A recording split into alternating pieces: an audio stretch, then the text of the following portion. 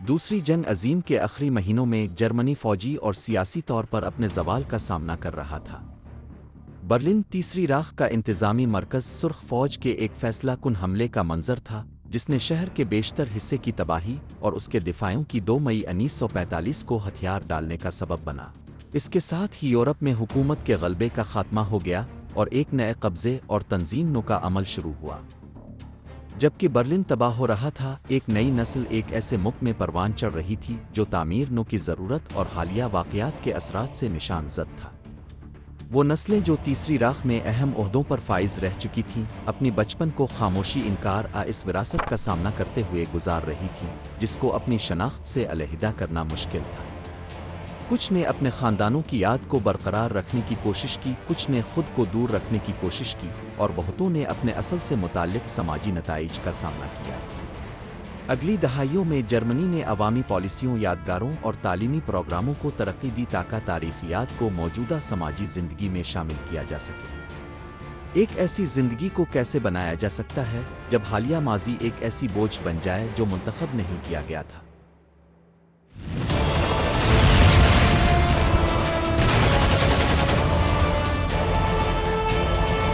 راخ کے آخری دن، وحشی کے زوال۔ 69 کی بہار میں جرمنی شکست کے دہانے پر کھڑا تھا۔ برلن تیسری راخ کا سیاسی مرکز اتحادی بمباری سے تباہ ہو چکا تھا اور سرخ فوج کی محاصرے میں تھا۔ شہر کا بنیادی ڈھانچہ گر چکا تھا، ٹرانسپورٹ کے نظام، پینے کے پانی کی فراہمی اور بجلی کی تقسیم وقفے وقفے سے کام کر رہے تھے، مکمل طور پر تباہ ہو چکے تھے۔ 16 اپریل 1945 کو برلن کے خلاف آخری حملہ شروع ہوا۔ 2 ملین سے زیادہ سوویت فوجیوں نے اس حملے میں حصہ لیا جنہوں نے جرمن دفاعیوں کا مقابلہ کیا جو باقاعدہ یونٹوں وولک سٹورم، جو بزرگوں اور نوعمر لڑکوں پر مشتمل ملیشیا تھی، اور ہٹلر اوتے کے جنگجوؤں پر مشتمل تھے۔ شہری مزاحمت کو مختلف سیکٹروں میں تقسیم کیا گیا تھا، لیکن سوتوہے کی عددی اور مادی برتری فیصلہ کن ثابت ہوئی۔ جنگ کے دوران شہر کی روزمرہ زندگی خوراک کی شدید کمی، ادویات کی کمی اور پناہ گاہوں کی زیادہ تعداد سے متاثر تھی۔ کئی اسپتال بنیادی سامان کے بغیر کام کر رہے تھے۔ شہری آبادی جو جنگ کے درمیان پھنس چکی تھی، بہت زیادہ نقصانات کا شکار ہوئی۔ اندازہ ہے کہ شہر میں جھڑپوں کے دوران دسیوں ہزاروں شہری ہلاک ہوئے۔ چانسلر کے زیر زمین بنکر سے ایڈولف ہٹلر اپنے قریبی حلقے کے ساتھ موجود تھا۔ وہ ابھی بھی ایسے احکام جاری کر رہا تھا جو اب مؤثر طریقے سے نافذ نہیں ہو سکتے تھے۔ جرمن افواج کی مزاحمت کی صلاحیت تیزی سے کم ہو رہی تھی۔ 20 اپریل کو ہٹلر نے بنکر میں اپنی آخری سالگرہ منائی۔ اس وقت تک برلن مکمل طور پر محاصرے میں تھا اور اہم مواصلاتی لائنیں منقطع ہو چکی تھیں۔ اعلیٰ حکام اپنے عہدوں کو چھوڑنا شروع ہو گئے تھے جبکہ دیگر آخری وقت تک موجود رہے۔ 25 اپریل کو سوویت افواج نے محاصرہ مکمل کر لیا۔ ریخ سٹگ، برانڈنبرگ گیٹ، انہالٹر باہنہوف اسٹیشن اور ایوییشن وزارت جیسے اہم مقامات پر شدید لڑائیاں ہوئیں۔ بیشتر نوجوانوں پر مشتمل ہٹلر اوتے یونٹوں نے کچھ علاقوں میں مزاحمت کی اگرچہ وہ سوتوہے کی پیش قدمی کو روکنے میں کامیاب نہ ہو سکے۔ اپریل کے آخری دنوں میں بنکر میں صورتحال نے نظام کے قریب ہونے والے زوال کی عکاسی کی۔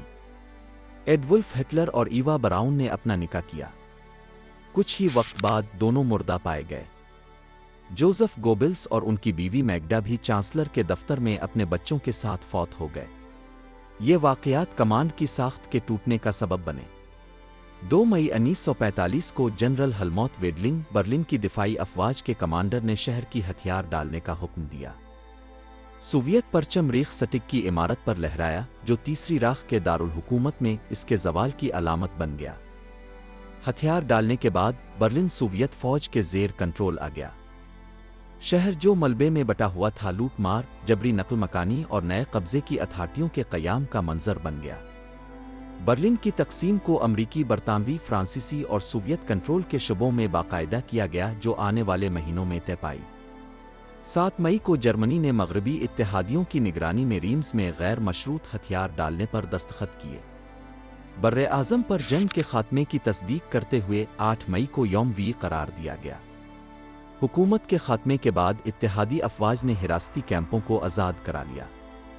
دستاویزی حالات اور زندہ بچ جانے والوں کی شہادتیں جنگ کے دوران کیے گئے جرائم کی سنگینی کو ظاہر کرتی ہیں۔ نتیجے کے طور پر سب سے زیادہ ذمہ داروں کو آزمانے کے لیے نیورمبرگ ٹرائلز شروع کیے گئے۔ تھرڈ ریخ کی شکست کے گہرے مادی اور سماجی نتائج تھے۔ جرمنی کے سیاسی نظام، شہروں اور روزمرہ کی زندگی میں بڑی تبدیلیاں رونما ہوئیں۔ نازی رہنماؤں کے بچے پوتے اور براہ راست اولادہ ایک ایسے ملک میں پلے بڑے جو تعمیر نو اور حالیہ تاریخ کا جائزہ لے رہے ہیں۔ گڈرن ہیملر، وفاداری بغیر کسی معافی کے۔ جب جرمنی تیسری راخ کے زوال کے بعد دوبارہ تعمیر ہونے کی کوشش کر رہا تھا، نازی رہنماؤں کے بچوں نے خاموشی، انکار اور رد عمل کے درمیان اپنی زندگی گزاری۔ کچھ نے اپنے ماضی سے دور ہونے کا فیصلہ کیا۔ گڈرن ہیملر، ہینرک ہیملر کی اکلوتی بیٹی، نے ایک مختلف موقف اپنایا اور اپنے والد کی یاد کو بچانے کے لیے اپنی زندگی وقف کر دی۔ 1929 میں پیدا ہونے والی گڈرن نے نازی حکومت کے اندر ایک خوشحال ماحول میں بچپن گزارا۔ وہ ایڈولف ہٹلر کے ساتھ تصاویر میں نظر آتی تھیں، جنہیں وہ چاچو کہہ کر پکارتی تھی، اور اپنے والد کے ساتھ سرکاری تقاریب میں شریک ہوتی تھیں۔ بچپن کے دوران وہ داخا جیسے کیمپوں کا دورہ کرتی تھیں، حالانکہ انہیں وہاں کیا ہو رہا تھا اس کا کوئی حقیقی علم نہیں تھا۔ ان کے لیے یہ جگہیں زرعی تنصیبات کے طور پر دکھائی دیتی تھیں۔ 1945 میں جرمنی کی شکست کے بعد گڈرن اور ان کی والدہ کو اتحادی افواج نے گرفتار کیا۔ دونوں سے ہینرک ہیملر کی سرگرمیوں کے بارے میں پوچھ گچھ کی گئی، جنہوں نے حراست میں خود کشی کر لی تھی اس سے پہلے کہ ان کا محاکمہ ہوتا۔ ان کے والد کی خود کشی نے گڈرن کی سوچ میں کوئی تبدیلی نہیں کی، اور وہ ہمیشہ ان کی معصومیت پر یقین رکھتی تھی اور انہیں فاتحین کی طرف سے ایک متاثرہ شخص سمجھتی تھی۔ جبکہ نازی رہنماؤں کے دیگر نسلوں نے اپنا نام تبدیل کرنے اپنے ماضی سے عوامی طور پر دور ہونے کا انتخاب کیا، گڈرن ہیملر نے بغیر کسی جھجک کے جرمنی میں رہنے کا فیصلہ کیا اور اپنی شناخت کو چھپایا نہیں۔ اس نے کبھی پچھتاوا ظاہر نہیں کیا اور نہ ہی اپنے خاندان کی کارروائیوں میں کسی قسم کی ذمہ داری قبول کی۔ عشروں تک گڈرن نے خاموش طریقے سے ایس کے سابق ارکان کی حمایت کرنے والی تنظیموں میں حصہ لیا، جیسے اسٹلے ہیلفے، خاموش مدد۔ یہ نیٹ ورک سابق نازی حکومت کے ارکان کو قانونی اور اقتصادی مدد فراہم کرتے تھے جو جنگ کے بعد مقدمات کا سامنا کر رہے تھے یا ان کا پیچھا کیا جا رہا تھا۔ اپنی ذاتی زندگی میں گڈرن نے محتاط رویہ اختیار کیا۔ اس نے عوامی انٹرویوز نہیں دیے اور نہ ہی کوئی یادداشتیں شائع کیں۔ اسے کچھ حلقوں میں ایک ایسی شخصیت کے طور پر دیکھا جاتا تھا جو ایک ماضی کی نمائندہ تھی جسے مکمل طور پر چھوڑا نہیں گیا تھا۔ ہر سال گڈرن قدیم ویٹرنز آف وافن ایس کی ملاقاتوں میں بطور مدعو شرکت کرتی تھی۔ اس کی شرکت ان لوگوں کے لیے قدر کی حامل تھی جو تیسری راخ کے ورثے کے بارے میں اس کے نظریات سے متفق تھے۔ اس کا آخری نام اور اس کا موقف ان ملاقاتوں میں اس کی اہمیت کو مزید بڑھاتے تھے۔ اگرچہ وہ عوامی سیاسی سرگرمیوں میں حصہ نہیں لیتی تھیں، گڈرن نے ان حلقوں میں اثر و رسوخ استعمال کیا جہاں حکومت کے حق میں کہانیاں محفوظ رکھی جاتی تھیں۔ ہینرک ہیملر کی تصویر کی فعال دفاع ہمیشہ اس کی زندگی بھر جاری رہی۔ دوسرے نسلوں کے برعکس، جیسے نکلاس فرانک آرائر ہوس، جنہوں نے اپنی خاندان کی تاریخ پر عوامی طور پر تنقید کی، گڈرن ہیملر نے اپنے والد کی یاد کو بچایا۔ اس کے لیے ہینرک ہیملر ایک افسر تھے جو اس کی تشریح کے مطابق غلط سمجھا اور غیر منصفانہ طور پر سزا دی گئی تھی۔ گڈرن ہیملر 2018 میں 88 سال کی عمر میں انتقال کر گئیں۔ اپنی زندگی کے آخری وقت تک انہوں نے کبھی پچھتاوا ظاہر نہیں کیا اور نہ ہی اپنے والد کی نازی حکومت میں کردار کے بارے میں کسی قسم کی ذمہ داری قبول کی۔ اس کا سفر اس کے آخری نام اور خاندانی تاریخ کی حمایت کے طور پر دکھائی دیتا ہے، ان حلقوں میں جہاں اس کی شخصیت اب بھی تسلیم کی جاتی تھی۔ نکلاس فرانک، وہ وارث جس نے خاموشی کو توڑا۔ ایک ایسے وقت میں جب نازی رہنماؤں کی نسلوں نے خاموشی یا انکار کا انتخاب کیا، نکلاس فرینک نے اپنے خاندان کی میراث کے خلاف عوامی سطح پر بات کی۔ نازیوں کے زیر قبضہ پولینڈ کے گورنر جنرل ہانس فرینک کے بیٹے نکلاس نے اپنے خاندان کے نام کی حفاظت اپنے والد کی یاد کو نرم کرنے کی کوئی کوشش نہیں کی۔ 1921 میں پیدا ہونے والے نکلاس فرانک نے اپنے ابتدائی سال کراکوف میں ایک خوشحال ماحول میں گزارے، جبکہ اس کے والد مقبوضہ علاقوں کے انتظام کی نگرانی کر رہے تھے۔ اس دوران نکلاس ان سرگرمیوں سے بے خبر تھا جو اس کے والد کے زیر انتظام ہو رہی تھیں۔ جنگ کے بعد صورتحال بدل گئی۔ 1946 میں ہانس فرانک کو نیورمبرگ ٹرائلز میں مقدمہ چلایا گیا، انسانیت کے خلاف جرائم کا مجرم قرار دیا گیا اور پھانسی دی گئی۔ اپنے والد کی پھانسی نکلاس کے لیے اس کے خاندان کے ماضی سے ذاتی طور پر آمنے سامنے ہونے کے عمل کا آغاز تھی۔ دوسرے ورثاء کے برعکس جنہوں نے اپنے خاندان کی تاریخ کو کم کرنے جواز پیش کرنے کا انتخاب کیا، نکلاس فرانک نے عوامی سطح پر انکشاف کا انتخاب کیا۔ 1987 میں اس نے کتاب او والد او شائع کی، جس میں اس نے ہانس فرانک کی کارروائیوں اور ذمہ داریوں پر براہ راست بات کی۔ اس کی کتاب نے جرمنی میں بڑی دھوم مچائی کیونکہ اس میں نازی حکومت کے رہنماؤں کے والدین کے حوالے سے خاموشی تحفظ کی بجائے ان کے ماضی کو کھل کر پیش کیا گیا تھا۔ نکلاس کی کتاب محض ایک سوانح حیات نہیں تھی، یہ ایک تنقیدی تجزیہ تھا جس میں اس کے والد کو ایک موقع پرست شخص کے طور پر پیش کیا گیا جس کی نازی حکومت میں فعال شرکت ذاتی مفادات پر مبنی تھی، نہ کہ نظریاتی وفاداری۔ کتاب کو نازی دور کے والدین کی شخصیت کے بارے میں عوامی طور پر نقطہ نظر میں ایک نیا رخ سمجھا گیا۔ کتاب کی اشاعت کے بعد نکلاس فرانک نے مباحثوں اور کانفرنسوں میں شرکت کی جہاں اس نے نازی ماضی کے بارے میں اپنے انکار کے موقف کو مزید تقویت دی۔ اس نے سالوں تک ایک واضح موقف اپنایا، اس نے اپنے خاندان کی تاریخ کو دوبارہ لکھنے کی کوشش نہیں کی اور نہ ہی اپنے والد کی کارروائیوں کو نرم کرنے کی کوشش کی۔ اس کی زندگی میں تنقید سے بچنا ممکن نہ تھا۔ بعض حلقوں نے اس کی خاندان کی سرگرمیوں کو عوامی طور پر پیش کرنے پر سوال اٹھایا، جبکہ دوسروں نے اس کی تاریخیات کے تحفظ میں شراکت کو سراہا۔ نکلاس نے کہا کہ ماضی کا سامنا کرنا ذاتی اور اجتماعی ذمہ داری تھی اور بھولنا کوئی آپشن نہیں ہونا چاہیے تھا۔ اپنی زندگی کے دوران نکلاس فرانک نے اس بات کا اظہار کیا کہ نازی ازم سے وابستہ آخری نام کے ساتھ زندگی گزارنا ذاتی مشکلات کا باعث تھا۔ اس نے تسلیم کیا کہ اپنے والد کے ساتھ اس کا رشتہ، چاہے وہ مر چکے تھے، دوری اور جذباتی مفاہمت کی کمی سے متاثر تھا۔ پچھلی دہائیوں میں نکلاس نے جرمنی میں رہنا جاری رکھا۔ اگرچہ اس نے میڈیا میں اپنی موجودگی کم کر دی تھی، مگر وہ تاریخیات کے فروغ اور نازی ازم کے جرائم کی کمزوری کے بارے میں اپنے عزم کو برقرار رکھے ہوئے تھا۔ نکلاس فرانک کی کہانی یہ ظاہر کرتی ہے کہ بعض تیسری راہ کے ورثاء نے اپنے خاندان کے ورثے کا عوامی اور تنقیدی طور پر سامنا کرنے کا انتخاب کیا۔ اس کی زندگی ایک مثال پیش کرتی ہے کہ کچھ ورثاء نے ماضی کی کارروائیوں سے اپنے آپ کو کس طرح دور کیا اور اپنی نسل کے دیگر ارکان کے برعکس ایک الگ موقف اختیار کیا۔ رالف منگیلے، فرشتے آف ڈیتھ کے نام کا بوجھ اٹھانا۔ رالف منگیلے 1944 میں پیدا ہوئے، ایک ایسے وقت میں جب جنگ کی چھاؤں میں ان کا نام ایک ایسے خاندان سے جڑ جائے گا جو 20ویں صدی کے سب سے یادگار جرائم سے منسلک ہوگا۔ ان کے والد جوزف منگیلے، جو ایشنٹس کے فرشتے آف ڈیتھ کے طور پر مشہور تھے، قیدیوں پر طبی تجربات کرنے اور گیس چیمبروں کے لیے انتخابی عمل میں ملوث تھے۔ 1945 میں جرمنی کی شکست کے بعد جوزف منگیلے فرار ہونے میں کامیاب ہو گئے۔ حامیوں کے نیٹ ورک کی مدد سے وہ پہلے آسٹریا اور پھر جنوبی امریکہ فرار ہو گئے، جہاں انہوں نے جعلی شناختوں کے تحت زندگی بسر کی۔ اس دوران ان کی بیوی اور بیٹا جرمنی میں رہے اور ان سے قریبی رابطہ نہیں تھا۔ اپنے بچپن میں رالف منگیلے نے ایک تقسیم شدہ اور مقبوضہ جرمنی میں پرورش پائی، ایک ایسے خاندان میں جو اپنے والد کی موجودگی اور سرگرمیوں کے بارے میں کھل کر بات کرنے سے گریز کرتا تھا۔ جو تصویر اسے پیش کی جاتی تھی وہ ایک ایسے مرد کی تھی جسے اس کے دشمنوں نے غیر منصفانہ طور پر شکار کیا تھا۔ اپنی نوجوانی میں رالف نے ٹکڑے ٹکڑے معلومات جمع کرنا شروع کی، جس نے اس کی اپنے والد کے بارے میں سمجھ کو بدل دیا۔ بات چیت، دستاویزات اور افواہوں کے ذریعے اس نے بتدریج یہ سمجھا کہ جوزف منگیلے کو عالمی سطح پر سب سے زیادہ مطلوب جرائم پیشہ سمجھا جاتا تھا۔ بالغ ہو کر اور وکیل بن کر رالف نے اس صورتحال کو خاموشی سے نمٹنے کا فیصلہ کیا۔ اس نے اپنے والد کے بارے میں کبھی عوامی بیان نہیں دیا اور میڈیا کی نمائش سے گریز کیا۔ اس نے جوزف منگیلے کی دفاع نہیں کی، لیکن نہ ہی ان کے خلاف عوامی الزامات لگائے۔ 1977 میں جب اس کے والد کی عالمی سطح پر تلاش مزید شدت اختیار کر گئی، رالف جنوبی امریکہ گیا تاکہ ان سے ملاقات کرے۔ ملاقات مختصر تھی۔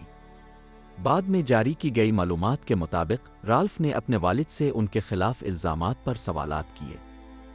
جوزف منگیلے نے اپنے اعمال کو اپنے فوجی فرائض کا حصہ قرار دیا اور کوئی پچھتاوا ظاہر نہیں کیا۔ اس ملاقات کے بعد رالف نے اپنے والد سے دوبارہ ملاقات نہیں کی۔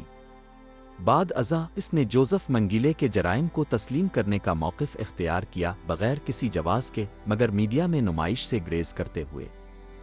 اس نے اپنی فیملی کو عوامی نگاہوں سے دور رکھنے کی کوشش کی۔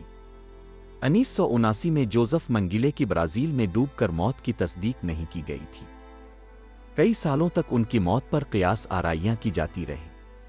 1985 میں ایک ڈی این اے تجزیہ کے ذریعے ان کی شناخت کی تصدیق ہوئی۔ رالف منگیلے نے اپنا پیشہ ورانہ زندگی وکیل کے طور پر جاری رکھی، ہمیشہ ایک کم پروفائل رکھتے ہوئے۔ اس نے کتابوں، دستاویزی فلموں اور انٹرویوز کی پیشکشوں کو رد کر دیا جو اس کے خاندان کے تعلقات پر مرکوز تھیں۔ اس کا فیصلہ تھا کہ وہ جوزف منگیلے کے ساتھ اپنے تعلقات سے فائدہ اٹھا کر مالی فائدہ نہ کمائے۔ ان چند عوامی بیانات میں جو اس نے دیے، رالف نے اپنا موقف واضح کیا۔ وہ اپنے والد کے اعمال کی مذمت کرتا تھا مگر ان کے لیے ذاتی ذمہ داری قبول نہیں کرتا تھا۔ اس نے نہ تو ہولوکاسٹ کو کم کرنے والی کہانیوں سے تعلق رکھا اور نہ ہی سیاسی مقاصد کے لیے تاریخیات کو استعمال کرنے والے تحریکوں سے وابستہ ہوا۔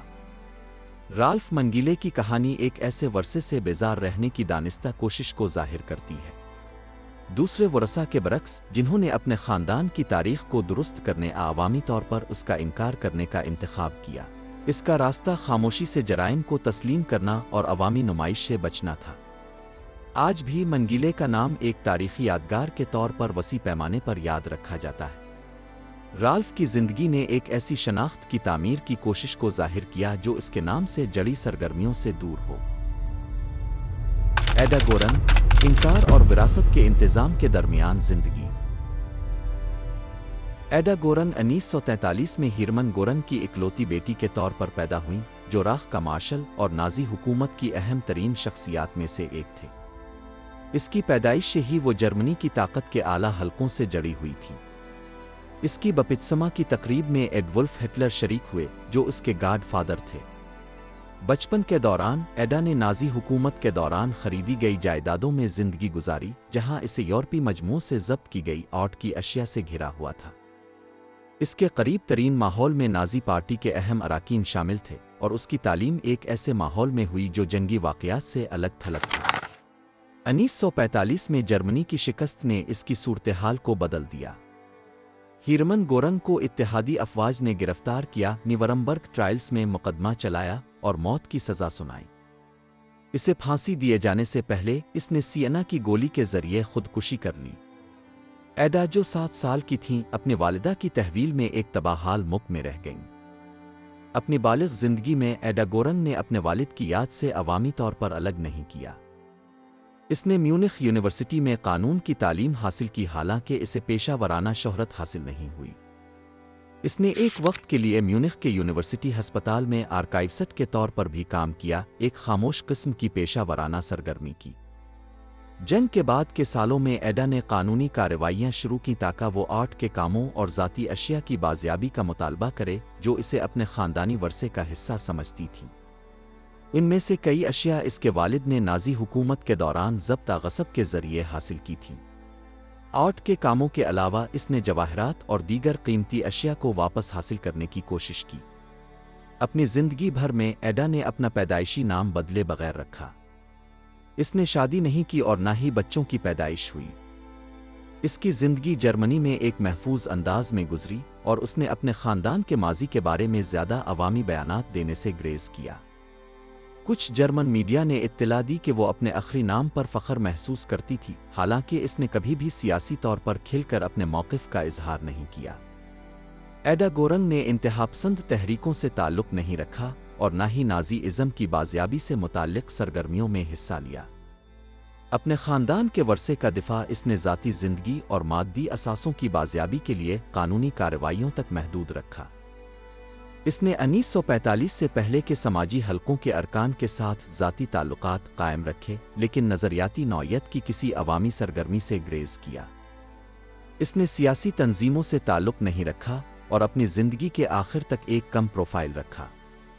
وہ 2018 میں میونخ میں 80 سال کی عمر میں انتقال کر گئیں۔ انہوں نے ہمیشہ جرمنی میں رہ کر اپنے خاندانی مفادات کو ذاتی طور پر منظم کیا اور اپنے ماضی کے ساتھ تعلق کے بارے میں بڑے پیمانے پر عوامی بیانات دینے سے گریز کیا۔ رائر ہوس، ایشنکس کا نواسہ یادداشت کو مشن کے طور پر اپنانا۔ رائر ہوس 1965 میں مغربی جرمنی میں پیدا ہوئے ایک ایسے خاندان میں جو اپنے ماضی پر بات کرنے سے گریز کرتا تھا۔ وہ روڈولف ہوس کے نواسے تھے جو ایشنکس کے قید خانہ کے کمانڈر تھے، جو نازی حکومت کے دوران نسل کشی کے اہم ترین مقامات میں سے ایک تھا۔ بچپن سے ہی ان کے دادا کی شخصیت ایک مبہم انداز میں سامنے آئی اور ان کے کیے گئے جرائم کے بارے میں کوئی واضح حوالہ نہیں دیا گیا۔ اپنے ابتدائی سالوں میں رائر نے ایک ایسے ماحول میں پرورش پائی جہاں اس کا نام خاندان میں عزت کی نگاہ سے دیکھا جاتا تھا۔ ان کے والدین اور رشتہ داروں نے روڈولف ہوس کے اعمال کو کم اہمیت دینے والی کہانی سنائی تھی۔ ایشنکس کو ایک حراستی مرکز کے طور پر پیش کیا گیا تھا اور ان کے دادا کو ایک سخت منتظم کے طور پر دکھایا گیا تھا۔ رائر کا اپنے خاندان کی حقیقی تاریخ سے پہلا رابطہ ایک اسکول کے دورے کے دوران ہوا جب وہ داخلہ کے قید خانہ گئے۔ جب اس نے اپنے نام کو ایک معلوماتی بورڈ پر دیکھا تو اس نے یہ سمجھنا شروع کیا کہ اس کا خاندان تاریخ کے سنگین واقعات سے جڑا ہوا تھا۔ یہ انکشاف اس کے خاندان کے ماضی کے بارے میں اس کی نظر کو بدل گیا۔ اس انکشاف کے بعد اس نے اپنے خاندان سے اپنے دادا کے جرائم کے بارے میں بات کرنے کی کوشش کی، لیکن اسے رد کر دیا گیا۔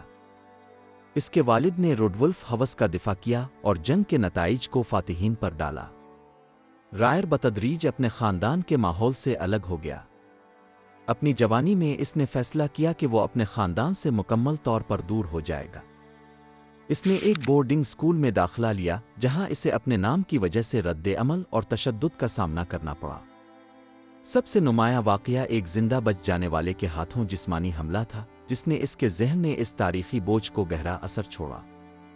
اس کے بعد رائر نے اپنے دادا کے ماضی کی تحقیق شروع کی۔ اس نے ایشنکس کے بارے میں تفصیلات جاننے کے لیے آرکائیوز، لائبریریوں اور میوزیمز کا دورہ کیا اور روڈولف ہوس کے کردار پر معلومات جمع کیں۔ اس کا دلچسپی کا مرکز ان واقعات کو درست طریقے سے دستاویزی شکل دینا تھا۔ اپنی بالغ زندگی میں رائر ہوس نے اپنی کہانی کو عوامی طور پر پیش کرنے کا فیصلہ کیا۔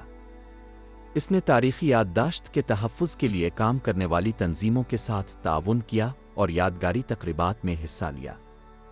اس نے اپنی ذاتی تجربات کو تعلیمی بات چیتوں اور ملاقاتوں میں شیئر کیا جو نئی نسلوں کو تاریخی علم منتقل کرنے پر مرکوز تھیں۔ اس نے ایشنکس کے قید خانے کا کئی بار دورہ کیا جہاں اس کے دادا نے انتظامی کام انجام دیے تھے۔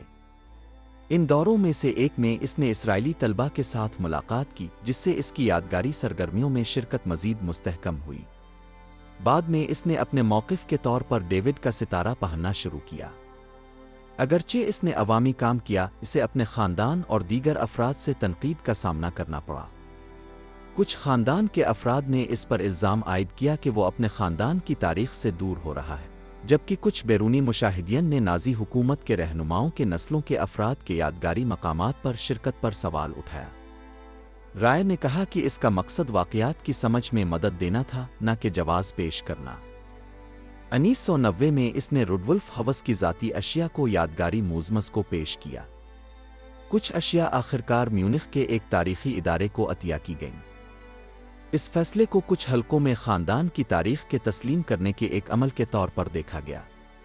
آج کل رائر ہوس جرمنی میں رہتے ہیں اور نازی حکومت کی تاریخ سے متعلق تعلیمی سرگرمیوں میں حصہ لیتے ہیں۔ ان کا ماحول حقوق انسانی کی تنظیموں اور تاریخی یادگاری کے تحفظ سے جڑا ہوا ہے۔ وہ اپنے خاندان کے زیادہ تر افراد سے رابطہ نہیں رکھتے۔ جینیفر ٹیگے، خاندانی تاریخ کا سامنا کرنا۔ جینیفر ٹیگے 1970 میں میونخ، جرمنی میں پیدا ہوئیں۔ وہ ایک جرمن خاتون کی بیٹی تھیں جن کی نسل مخلوط تھی اور ایک نائجیریا کے والد کی بیٹی تھیں جنہیں زندگی کے چند ماہ بعد ہی گود میں دے دیا گیا تھا۔ وہ ایک جرمن گود لینے والے خاندان میں پرورش پائیں جنہیں اپنے حیاتیاتی ماں باپ کے بارے میں کوئی تفصیلی معلومات نہیں تھی۔ جوانی میں جینیفر نے ایک روایتی زندگی گزاری۔ اس نے ہیمبرگ یونیورسٹی سے سیاسیات کی تعلیم حاصل کی اور بعد ازاں 5 سال سے زیادہ کا عرصہ اسرائیل میں گزارا۔ वहाँ इसने तुल अबीब यूनिवर्सिटी से तालीम हासिल की और इश्तिहारी एजेंसियों में काम किया। इस दौरान इसे नाज़ी हुकूमत से कोई भी ख़ानदानी ताल्लुक़ का इल्म नहीं था। इसकी नस्ल का इंकिशाफ एक हादसे के तौर पर हुआ। 38 साल की उम्र में जब वो हैम्बर्ग की एक लाइब्रेरी में थीं, उन्हें एक किताब मिली जिसमें आमून गोठ की कहानी थी, जो प्लाज़ोफ के कैद खाने का कमांडर था। इस किताब के सफ़हात पर जेनिफर ने अपनी हयातियाती माँ की तस्वीर पहचानी, जिससे ख़ानदानी ताल्लुक़ कायम हुआ। गोठ इस कैंप में फांसियों और सज़ाओं का बड़ा रास्त ज़िम्मेदार था और उसकी शख्सियत को शंदलर की लिस्ट फिल्म में पेश किया गया था, जिससे वो अवामी सतह पर मशहूर हो गया। आमून गोठ से अपने ताल्लुक़ का इंकिशाफ जेनिफर के लिए अपनी ज़ाती तफ़हीम को दोबारा तरतीब देने की ज़रूरत पैदा करता था। इसकी अफ्रीकी जर्मन शनाख्त और जंगी मुजरिम से ताल्लुक़ का इम्तिज़ाज एक बड़ा चैलेंज था। बाद में वो नफ्सियाती मदद हासिल करने के लिए हस्पताल में दाखिल हुई, जहां उन्होंने अपनी ख़ानदानी तारीख़ को कबूल करने पर बात की। जेनिफर ने अपने हयातियाती माजी की तहक़ीक़ शुरू की। इसने अपने ख़ानदान के मुताल्लिक़ दस्तावेज़ात, तस्वीर और गवाहियाँ जमा की ताकि वो अपने माजी की असल हकीकत को समझ सके। इस काम में हुकूमती रिकॉर्ड्स का जायज़ा लेना और अपने ख़ानदान के साथ गैर बराह रास्त ताल्लुक़ रखने वालों के साथ इंटरव्यू करना शामिल था। 2014 में उन्होंने किताब आमून, मेरा दादा मुझे मार देता इशाए की, जिसमें उन्होंने अपने इंकिशाफ और शनाख्त की तामीर के अमल को बयान किया। किताब का उन्वान उनकी विरासत और सकाफ़ती शनाख्त के दरमियान तज़ाद को ज़ाहिर करता है। इस किताब का तर्जमा कई ज़ुबानों में किया गया और इसे बैन अल-अक़वामी सतह पर पज़ीराई हासिल हुई, जिसने उन्हें तारीख़ी याददाश्त और नस्ली विरासत के बारे में होने वाले मुबाहसों में एक अहम आवाज़ बना दिया। जेनिफर ने जर्मनी और दीगर ममालिक में कॉन्फ्रेंसों, तालीमी मुलाकातों और आगाही के मंसूबों में हिस्सा लिया। उनका काम शनाख्त, नस्ली इम्तियाज़, तारीख़ी सदमात और होलोकास्ट की याद को महफूज रखने की ज़रूरत पर मरकूज़ था। अपनी अवामी तकरीरों में उन्होंने जज्बाती अंदाज़ को इज्तिनाब किया और अपने खिताबात को तारीख़ी हक़ाइक़ और समाजी तज्ज़िये पर मरकूज़ रखा। इसराइल में रहने के बाद जेनिफर को जर्मनी में सकाफ़ती फ़र्क की वजह से दोबारा इंज़माम में मुश्किलात का सामना करना पड़ा। इस तजर्बे ने उनकी दिलचस्पी को जदीद मुआशरों में समाजी शमूलियत और इख़राज के मेकानिज़्म में मज़ीद तक़वियत दी। अपनी ज़ाती ज़िंदगी में जेनिफर ने अपनी हयातियाती माँ से महदूद ताल्लुक़ रखा, जिन्होंने आमून गोठ के वर्से के बारे में अवामी तौर पर मुतनाज़ा मौक़िफ़ इख्तियार किया था। दोनों के दरमियान ख़ानदानी तारीख़ पर कोई गहरा मुकालमा नहीं हुआ। अपनी अवामी पेशकशों में जेनिफर ने कहा कि ख़ानदानी माजी को जानना आपकी शख्सियत को तब्दील नहीं करता, मगर ये आपको तारीख़ में अपने मकाम को समझने का तरीक़ा बदल देता है। यही नज़रिया उन्हें जर्मनी में एंटीसीमिटिज़म और नस्ली इम्तियाज़ के ख़िलाफ़ तालीमी प्रोग्रामों में सरगर्म तौर पर हिस्सा लेने की तरग़ीब देता है। इस वक्त जेनिफर टीगे जर्मनी में मुक़ीम है, जहाँ वो तारीख़ी याददाश्त से जुड़े तालीमी मंसूबों और सरगर्मियों में हिस्सा ले रही है। उनका नुक्ता नज़र तारीख़ी हक़ाइक़ की मुंतक़ली और मुतनाज़ा माजी के सियाक़ व सबाक़ में शनाख्त की तामीर पर गौर करता है। उनकी ज़िंदगी तहक़ीक़, आगाही और अवामी शिरकत की एक रहनुमाई के तौर पर सामने आती है, जो होलोकास्ट की दस्तावेज़ी मालूमात की मुंतक़ली और मौजूदा समाजी अमलों का तनक़ीदी तज्ज़िया करने पर मरकूज़ है। कोलन बेटीना कवानेट, अवामी रिज़र्व में कारोबारी विरासत। कोलन बेटीना कवानेट जर्मनी के एक अहम तरीन सनती ख़ानदान कवानेट ख़ानदान से ताल्लुक़ रखती हैं, जिसकी कारोबारी तरक्की नाज़ी हुकूमत के दौर से जड़ी हुई थी। वो हारालिड कवानेट की बेटी हैं, जो मैग्डा गोबेल्स की इकलौती औलाद थी, जो जोसेफ गोबेल्स की बीवी थीं और तीसरी राख के वज़ीर प्रोपेगेंडा थे। उनकी ख़ानदानी तारीख़ बराह रास्त इस दौर की ताकतवर साख्तों से जड़ी हुई है।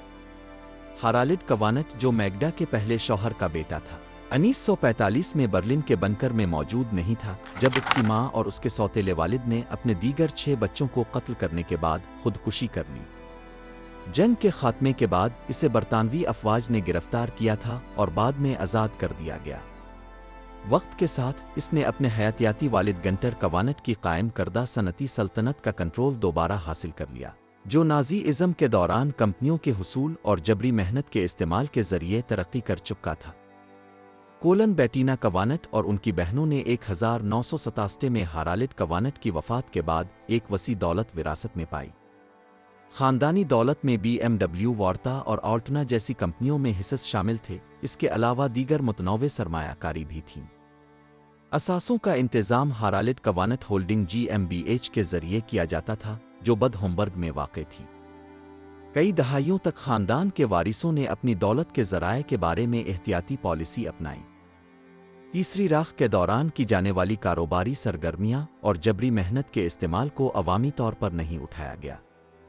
20ویں صدی کے آغاز میں صحافتی تحقیقات نے خاندان کی کمپنیوں کے نازی حکومت کے ساتھ تعلقات کے بارے میں معلومات فراہم کیں۔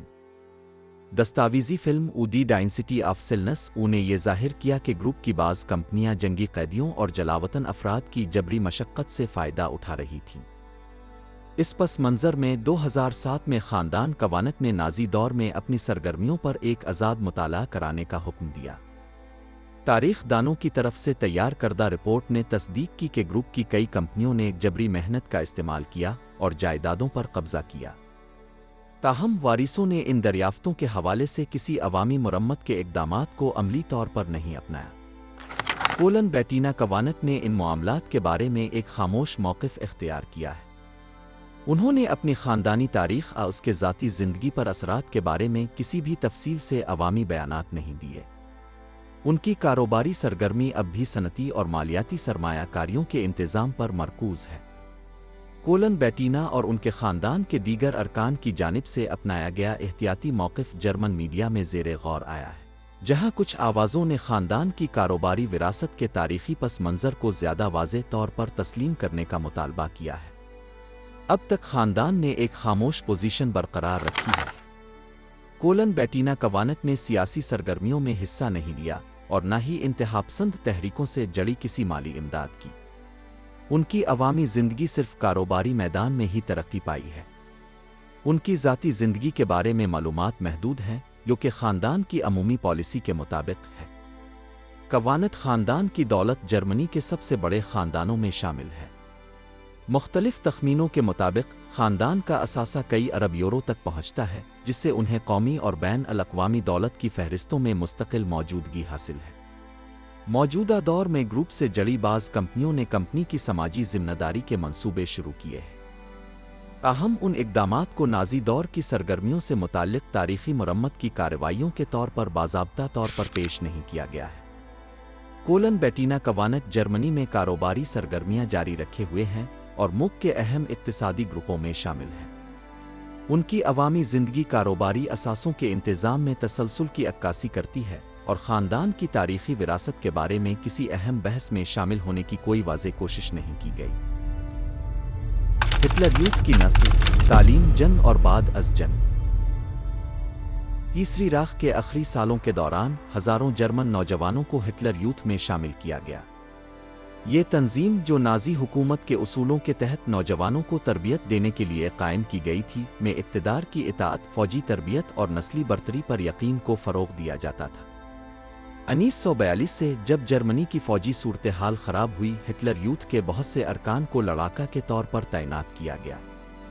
16 اور 17 سال کی عمر کے نوجوانوں نے 12 OSS پانزر ڈویژن ہٹلر جوانڈ، جو مغربی محاذ پر تعینات تھی، میں شمولیت اختیار کی۔ نارمنڈی کی جنگ جیسی لڑائیوں کے دوران ان یونٹس کو اپنے ارکان کی بے تجربگی کی وجہ سے بھاری نقصانات کا سامنا کرنا پڑا۔ جنگ کا اختتام اس نسل کے لیے فوری طور پر اختتام نہیں تھا۔ بہت سے نوجوانوں کو گرفتار کیا گیا اور اتحادی افواج کے زیر اہتمام نئے تعلیمی پروگراموں میں شامل کیا گیا۔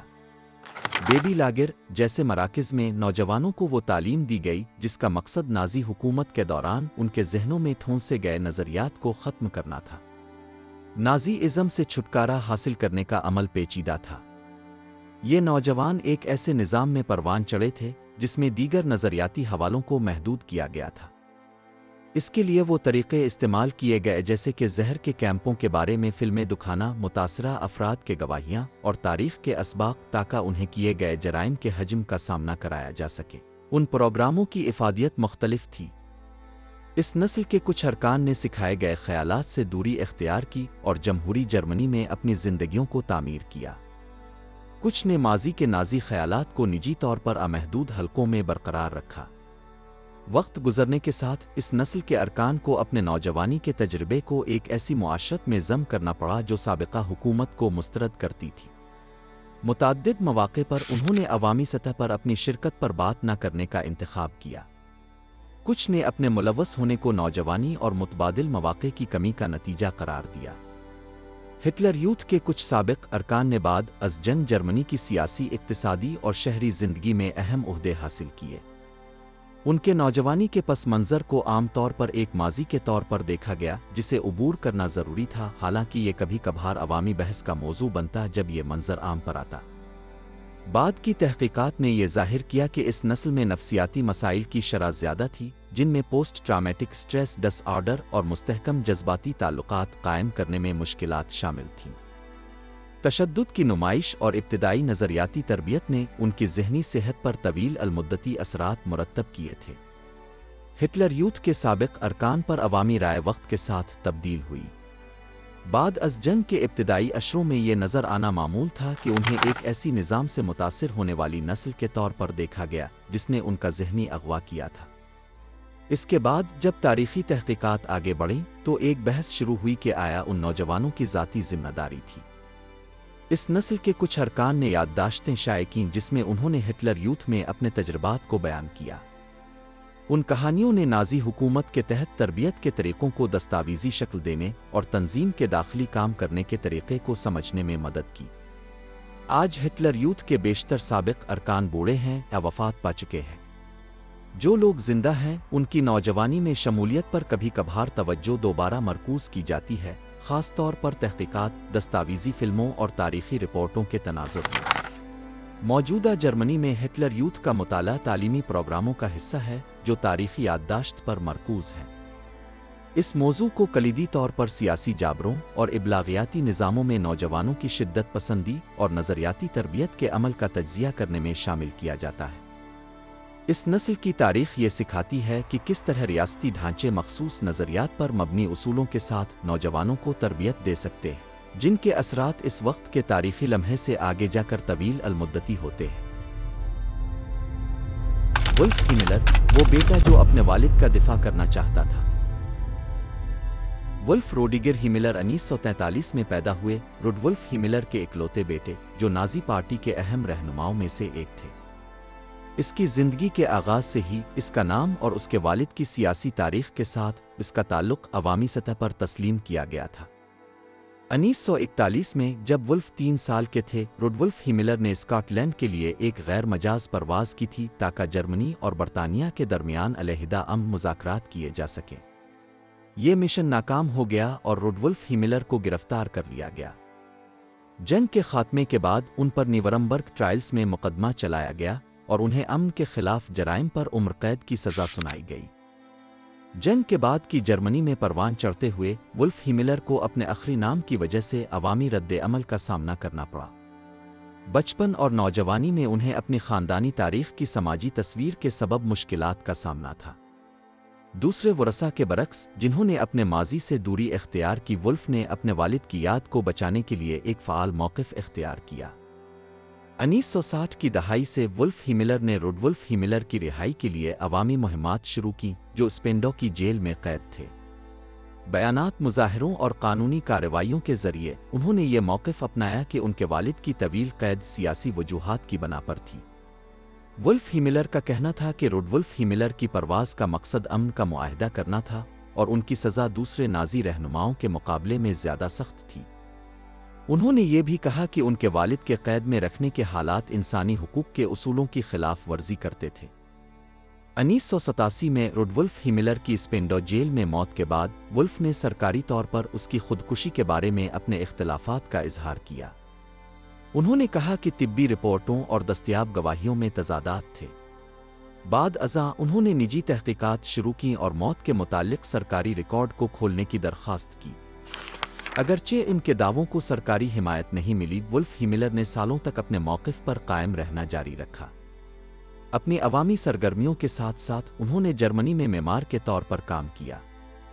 انہوں نے کئی کتابیں لکھیں جن میں انہوں نے اپنے والد کی تاریخ کو بیان کیا اور انہیں ایک ایسا فرد بتایا جو سفارتی حل کی تلاش میں تھا۔ ان کی تحریریں اس بات پر مرکوز تھیں کہ روڈولف ہیملر کو جنگ کے بعد ناانصافی کا نشانہ بنایا گیا۔ ولف ہیملر نے نیو نازی تحریکوں سے براہ راست تعلق نہیں رکھا، لیکن ان کے والد کے دفاع کو بعض اوقات انتہا پسند گروپوں نے استعمال کیا، حالانکہ ولف نے ان تنظیموں کے ساتھ عوامی طور پر تعلقات سے گریز کیا۔ وہ 2001 میں 39 سال کی عمر میں انتقال کر گئے۔ اپنی زندگی کے دوران ولف روڈیگر ہیملر نے اپنے والد کا عوامی طور پر دفاع کیا، لیکن نازی حکومت کے جرائم اور روڈولف ہیملر کی سیاسی ذمہ داری کے بارے میں کبھی کسی بیان نہیں دیا۔ کیتھرین ہیملر، وہ پوتی جو اپنی تاریخ کی تحقیقات کرتی تھی۔ کیتھرین ہیملر 1967 میں مغربی جرمنی میں پیدا ہوئیں، جو ہینرک ہیملر کی تیسری نسل سے تعلق رکھتی تھی، جو ایس کے رہنما اور نازی حکومت کے اہم ترین رہنماؤں میں سے ایک تھے۔ ان کے دادا ارنسٹ ہیملر ہینرک کے چھوٹے بھائی تھے۔ کم عمری سے ہی کیتھرین کو اپنے آخری نام کی تاریخی اہمیت کا شعور تھا۔ اپنے خاندانی ماحول میں نازی ماضی کو اکثر ٹکڑوں میں ذکر کیا جاتا تھا اور بہت سے معاملات میں اس کو کم کیا جاتا تھا۔ خاندانی تاریخ کو ایسی کمیوں کے ساتھ منتقل کیا جاتا تھا جو جنگ کے بعد کی جرمنی میں ایک عام رجحان تھا۔ اپنی جوانی کے دوران کیتھرین نے برلن میں سیاسیات کی تعلیم حاصل کرنے کا فیصلہ کیا اور اپنے تعلیمی راستے کو یادداشت اور تاریخی تنازعات کے تجزیے کی طرف متوجہ کیا۔ جیسے جیسے اس کی تعلیمی زندگی آگے بڑھتی گئی، اس نے اپنی خاندانی تاریخ میں نازی دور میں خاندان کی شرکت کی تحقیق کرنے کا ارادہ کیا۔ 1905 میں اس نے کتاب اودی ہیمبولر برادرز کی شائع کی، جس میں اس نے اپنے آبا اجداد کی نازی حکومت میں شمولیت کو دستاویزی شکل دی۔ یہ کتاب آرکائیوز کی تحقیق، خاندان کے افراد کے ساتھ انٹرویوز اور سرکاری دستاویزات کے تجزیے پر مبنی تھی۔ کیتھرین نے نہ صرف ہینرک ہیملر کی شخصیت کو زیر بحث لایا، بلکہ اپنے خاندان کے دوسرے اراکین کی نازی حکومت کے ریاستی ڈھانچے میں شرکت کو بھی بیان کیا۔ کیتھرین کا انداز تحقیق، دستاویزی اور تنقیدی تجزیے پر مبنی تھا۔ دوسرے ورثاء کے برعکس جو خاموشی اختیار کرنے اپنے خاندان کا دفاع کرنے کا انتخاب کرتے تھے، اس نے ایک ایسا راستہ اختیار کیا جس میں تصدیق شدہ معلومات کا جمع کرنا اور اس کا انکشاف شامل تھا۔ اپنی تحقیق میں کیتھرین نے یہ بھی ظاہر کیا کہ اس کے دادا ارنسٹ ہیملر نے نازی حکومت کے دوران ریاستی ریڈیو کی انتظامیہ میں ایک عہدہ سنبھالا اور سرکاری پروپیگنڈے کی تشہیر میں مدد فراہم کی۔ اس نے اپنے خاندان کے نازی اداروں کے اندر تعلقات اور تعاون کو بھی دستاویز کیا۔ دی ہیمبولر برادرز کی اشاعت نے اس کے خاندانی حلقے میں مختلف رد عمل پیدا کیے۔ کچھ افراد نے اس کی کوشش کی حمایت کی، جبکہ دوسرے افراد نے اس پر اعتراض کیا، یہ سمجھتے ہوئے کہ خاندان کی تاریخ کو عوامی طور پر ظاہر کرنے سے آخری نام کی ساکھ متاثر ہوگی۔ کیتھرین ہیملر نے یادگاری تاریخ پر مباحثوں، کانفرنسوں اور تعلیمی منصوبوں میں حصہ لیا۔ اپنی بات چیت میں اس نے اس بات پر زور دیا کہ تاریخی عمل کے مطالعے میں خاندانی سیاق و سباق کا تجزیہ کرنا بہت ضروری ہے اور اجتماعی ذمہ داریوں کو نظر انداز کرنا نہیں چاہیے۔ اس نے مختلف مواقع پر یہ بیان کیا کہ خاندانی تاریخ کو جاننا انفرادی گناہوں کو تسلیم کرنا نہیں ہے، لیکن یہ دستاویزی حقائق کو سمجھنے اور پھیلانے کے فرض کو تقویت دیتا ہے۔ اس کا کام دستاویزات کی طاقت کو مستحکم کرنے اور یادگاری تاریخ کے تحفظ پر مرکوز ہے۔ آج کل کیتھرین ہیملر جرمنی میں مقیم ہے۔ وہ تحقیق میں مصروف ہیں اور نازی ازم کی تاریخ اور یادداشت کی نسلی منتقلی کے عمل سے متعلق تعلیمی منصوبوں میں حصہ لیتی ہے۔ ان کا کام تعلیمی اور اسکولوں کے شعبے میں نازی دور میں خاندانی تاریخ کے تجزیے کے حوالے سے مواد کے طور پر استعمال ہوتا ہے۔ یاد کو برقرار رکھنا، جرمنی میں تاریخی ذمہ داری۔ 1945 میں دوسری جنگ عظیم کے اختتام کے بعد سے جرمنی نے نازی حکومت کے تحت کیے گئے جرائم کی یاد کو زندہ رکھنے کا چیلنج سامنا کیا ہے۔ اس یاد کو عوامی اور سماجی سطح پر سنبھالنے کا عمل دہائیوں میں ترقی پذیر رہا ہے اور یہ جرمن جموکری شناخت کا ایک اہم جزو بن چکا ہے۔ شروع میں جنگ کے بعد کے برسوں میں ماضی کا سامنا کرنا سست اور محدود تھا۔ تاہم 1960 کی دہائی سے جب وہ نسلیں جو براہ راست جنگ میں حصہ نہیں لیتی تھیں سامنے آئیں، ایک منظم تنقیدی جائزہ کا عمل شروع ہوا۔ آرکائیوز کی کھلائی زندہ بچ جانے والوں کے گواہیاں اور جنگی مجرموں کے خلاف مقدمات نے اس عرصہ 1933-1945 کے واقعات پر ایک مضبوط تاریخی بنیاد قائم کرنے میں مدد کی۔ یادگاری موزمز اور یادگاروں کی تخلیق، جیسے کہ بوچنوالڈ کی یادگار برلن میں ہولوکاسٹ کی یادگار، اس یاد کی پالیسی کا ایک اہم حصہ رہی ہے۔ ان اقدامات کا مقصد یاد دستاویزات اور نازی حکومت کے متاثرین پر غور کرنے کے لیے ایک جگہ فراہم کرنا ہے، جن میں یہودی، سیاسی مخالفین، معذور افراد، ہم جنس پرست، نسلی اقلیتی گروہ اور دیگر مظلوم اقلیتی گروہ شامل ہیں۔ جرمنی میں یاد کی ثقافت تعلیمی نظام میں بھی ظاہر ہوتی ہے۔ بوچنوالڈ اداخا جیسے سابقہ قید خانوں کے دورے اسکولوں کے نصاب کا حصہ ہے۔ یہ تجربات نئی نسلوں کو تاریخ سے براہ راست رابطہ فراہم کرنے کے لیے کیے جاتے ہیں، جو ثبوتوں اور یادگاری مقامات پر مبنی ہے۔ کچھ آوازیں ان دوروں کو پورے ملک میں لازمی بنانے کی حمایت کرتی ہیں۔ ڈیجیٹل میدان میں جدید اقدامات نے یاد کی کوششوں کو نئے پلیٹ فارمز پر ڈھالنے کے لیے آغاز کیا ہے۔ سوشل میڈیا پر عوامی کام، جیسے کہ لائپزگ میں سوسن کی کوششوں کے ذریعے، یہ دکھاتے ہیں کہ جدید ٹولز کس طرح تاریخی یاد کو منتقل کرنے کے لیے استعمال کیے جا سکتے ہیں۔ یہ اقدامات نوجوان سامعین تک پہنچنے اور بڑھتے ہوئے ڈیجیٹل مواد کے ماحول میں تاریخی علم کو مضبوط کرنے کے لیے کیے گئے ہیں۔ اہم یاد کے لیے عزم کو نئے چیلنجز کا سامنا ہے۔ انتہا پسند دائیں بازو کی سیاسی تحریکوں میں اضافے، جیسے کہ الٹرنیٹیو فار جرمنی (AfD) نے نازی جرائم کے ممکنہ توہین انکار کے بارے میں تشویش پیدا کر دی ہے۔ مختلف رپورٹس سے پتہ چلتا ہے کہ ایک بڑی تعداد عوام کی یہ خواہش رکھتی ہے کہ تاریخی بحث کو ایک نقطہ اختتام تک پہنچا دیا جائے، خاص طور پر قوم پرست حلقوں کے حمایتیوں میں۔ یادگاری یادگاروں پر تخریب کاری، عوامی مقامات پر ممنوعہ علامتوں کا ظہور اور یادگاری مقامات پر کھلی تنقید موجودہ جرمن معاشرتی کشمکش کو ظاہر کرتی ہے۔ اس کے باوجود مختلف تنظیموں، اساتذہ اور ہولوکاسٹ کے زندہ بچ جانے والے افراد جیسے ایوا اوملاف نے اس بات پر زور دیا ہے کہ تاریخی شعور کو برقرار رکھنے اور مستحکم کرنے کی ضرورت ہے۔